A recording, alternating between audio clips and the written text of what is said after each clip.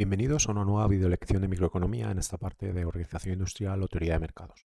Hoy os voy a hablar sobre el análisis de la eficiencia y del bienestar en el equilibrio competitivo. Si recordáis, cuando trabajábamos con análisis de eficiencia y bienestar, utilizábamos el concepto de eficiencia desde el punto de vista de Pareto. Una asignación será eficiente desde el punto de vista paretiano cuando sea imposible mejorar a ninguna de las partes involucradas en dicha asignación sin empeorar alguna del resto. Si recordáis, podíamos medir esto a través de los excedentes, tanto del consumidor como del productor. Definíais el excedente del consumidor como el área por debajo de la curva de demanda y por encima del precio de mercado. Dicho de otra manera, se definía como la diferencia entre el precio que pagaban los consumidores y el precio de reserva, o precio máximo que estaban dispuestos a pagar por un determinado producto. De la misma manera, podíais definir el excedente del productor como el área por encima de la curva de oferta hasta el precio de mercado.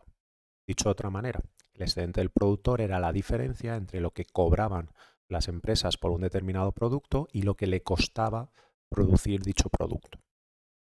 El área entre ambas curvas de oferta y demanda representaba el excedente o bienestar total de la economía, teniendo en cuenta que a veces puede aparecer un tercer agente, que es el Estado, y que también tendríamos que tenerlo en cuenta para calcular dicho excedente o bienestar total. Dicho excedente o bienestar total mide el valor adicional total obtenido por los agentes del mercado, compradores, vendedores y el Estado si fuera necesario, al ser capaces de realizar transacciones de cualquier bien en un mercado. Y será máximo, como os voy a demostrar posteriormente, en el equilibrio de un mercado perfectamente competitivo. Y esa es la conclusión principal a la que vamos a llegar con el siguiente vídeo. Al nivel de producción cualquiera que no sea el equilibrio competitivo, es decir, cualquier nivel de producción como Q sub 1 que esté a la izquierda o la derecha de Q asterisco, que sería el equilibrio competitivo, el excedente total siempre va a ser menor que el de el equilibrio competitivo, es decir, se pierde eficiencia o bienestar. Será lo que llamaremos pérdidas irrecuperables de eficiencia o costes sociales. Y los veremos que aparecen tanto en condiciones de competencia imperfecta como cuando el Estado o el gobierno interviene aplicando políticas de precios, impuestos, subvenciones o cualquier otro tipo de control que elimine la libertad de alcanzar el equilibrio competitivo. ¿Por qué suceden esas pérdidas de eficiencia o costes sociales? Porque con esas producciones inferiores a la producción competitiva, los demandantes valorarán las unidades adicionales más de lo que les costaría a los oferentes producirlas y por lo tanto estamos perdiendo esos intercambios beneficiosos para ambas partes, que es lo que decía Pareto, que podían ser asignaciones mejores a la que estamos obteniendo cuando producimos únicamente Q sub 1. ¿Cuándo pararían esas ganancias mutuas tanto de consumidores como de productores? Cuando alcanzásemos nuevamente el equilibrio competitivo y se produjese exactamente la cantidad Q asterisco. A continuación os voy a demostrar por qué en el equilibrio competitivo, es decir, en dicha producción Q asterisco anterior, se maximiza ese excedente total o bienestar de la economía. Sabemos que en el equilibrio competitivo, para los consumidores, el precio del bien y su valor se igualan en el margen. Es decir, el último de los consumidores que accede al mercado valora, marginalmente hablando, la unidad que compra exactamente al precio de mercado. Si suponemos Y un bien compuesto, lo que estamos diciendo es que el precio de dicho bien es igual a la relación marginal de sustitución de los consumidores.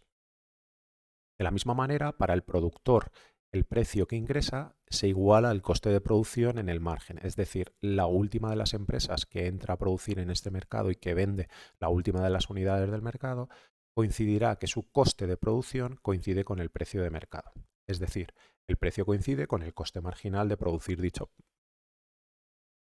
Esta igualdad del precio del bien con su valor por un lado y con su coste de producción en el margen asegura, como os decía en el gráfico anterior, que no haya excedentes libres o no ganados por consumidores o productores en el mercado. Es decir, esto asegura que el mercado ha agotado todas las ganancias potenciales de intercambios posibles desde el punto de vista de Pareto y por consiguiente es la única asignación que será eficiente.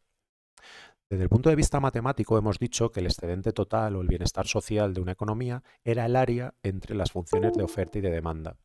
Recordar que la función de demanda nos está indicando los precios de reserva, es decir, el precio máximo que están dispuestos a pagar los consumidores.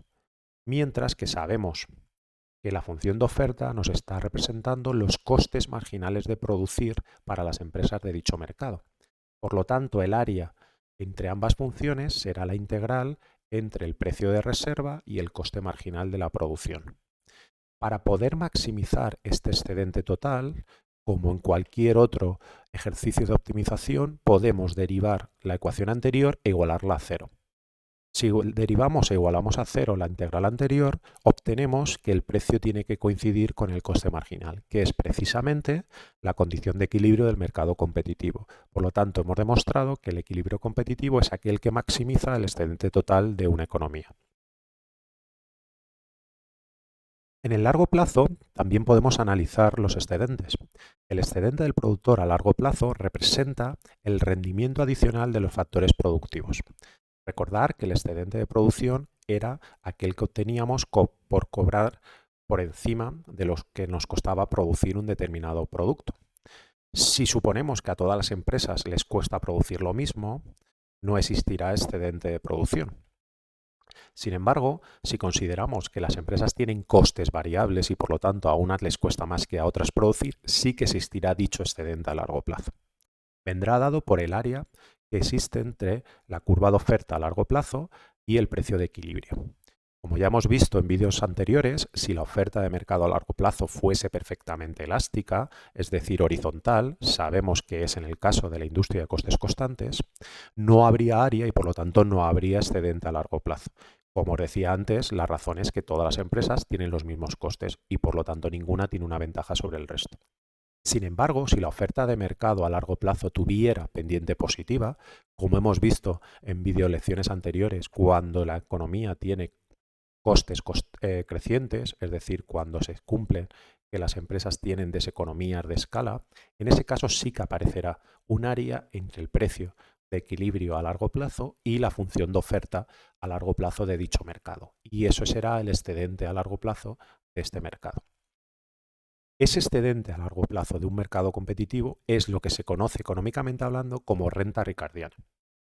El nombre de renta ricardiana proviene de David Ricardo y de su famoso análisis sobre el origen de los precios de las rentas agrícolas en la época isabelina. Lo que veía Ricardo era que los diferentes agricultores tenían costes unitarios diferentes en función de si eran los primeros que entraban en un mercado o los últimos. ¿Por qué? Muy sencillo, los primeros que entraban al mercado elegían los terrenos mejores. Por lo tanto, les costaba producir menos que los últimos que accedían al mercado. Es decir, los primeros individuos, en este caso las primeras empresas que entraban, tenían los costes como en el gráfico de la izquierda, mientras que los últimos que entraban tenían los costes marginales coincidiendo ya con los precios que se cobraban en el mercado. Es decir, la empresa marginal no va a obtener un excedente, pero las primeras empresas de costes bajos sí que obtienen una diferencia entre lo que cobran, que finalmente va a ser para todos lo mismo porque estamos en competencia perfecta, y los costes individuales que tenían. Otra vez, si el mercado fuera de costes constantes, se eliminaría la posibilidad de estas diferencias y por lo tanto se eliminaría la opción de que existiese renta ricardiana. Solo puede existir en el caso de que la industria sea de costes crecientes, como hemos visto en el ejemplo que os acabo de poner. Los propietarios de las empresas de costes bajos serán aquellos que obtengan beneficios positivos, mientras que los de la empresa marginal no tendrán beneficios. Las empresas con costes por encima de la empresa marginal se quedarán fuera del mercado, ya que incurrirían en pérdidas al precio de equilibrio. Por último, los beneficios de las empresas intramarginales, es decir, las primeras que van entrando en este mercado, reflejan ese rendimiento del recurso escaso que es el que persiste como renta ricardiana en el largo plazo. Y es la razón de que exista un excedente de producción en el largo plazo cuando trabajamos en mercados competitivos, siempre que existan costes asimétricos entre unas empresas y otras. La suma de estos beneficios a largo plazo será lo que constituye dicho excedente de producción a largo plazo o renta ricardiana. Recordar que el excedente del productor en el corto plazo era igual a los beneficios económicos de una empresa más el coste fijo. Dicho de otra manera, lo que obtenía si producía más lo que se ahorraba por no cerrar, que eran los costes fijos. Como en el largo plazo los costes fijos se anulan, esa renta ricardiana o excedente de producción a largo plazo coincidirá exactamente con los beneficios económicos en el largo plazo. Como ya hemos visto anteriormente, esos beneficios serán nulos siempre que la industria sea de costes constantes. Pero cuando es de costes crecientes, podemos tener beneficios positivos para aquellas empresas cuyos costes sean menores que las del resto.